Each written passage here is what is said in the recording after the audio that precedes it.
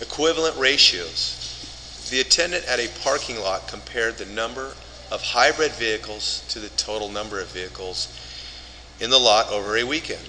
The ratios for the 3 days were equivalent.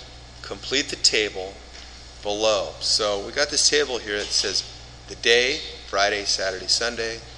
The number of hybrid vehicles on Friday was 5. The total for the day was 8. The number of hybrid vehicles on Saturday they don't give, but the total number of vehicles is 56. So we got to use ratios to figure out what this number is. So I'm going to start off with saying on Saturday, you write down, we're going to solve it for Saturday. So we know that the ratio of hybrid to regular cars is 5 to 8. And they told us in this original problem the ratios for the 3 days were equivalent. So we know that if we multiply the top number and the bottom number by some value,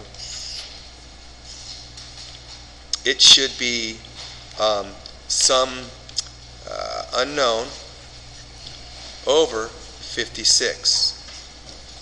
So we got to look at this and say, all right, 8 times 7 is 56. So in math, if I have to multiply a fraction by a number, it's got to be by 1, otherwise it doesn't stay the same.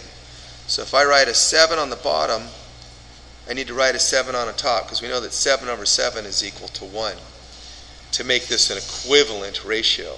So 8 times 7 is 56, and 5 times 7 is 35.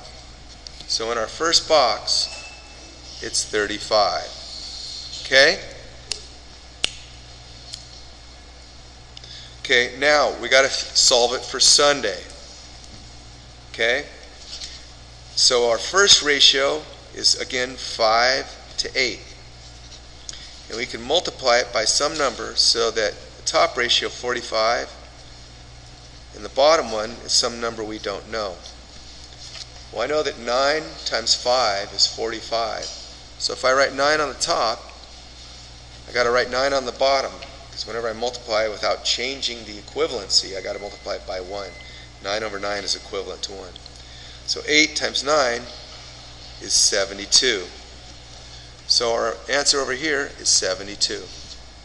So we figured out what our equivalent ratios are. And that's it.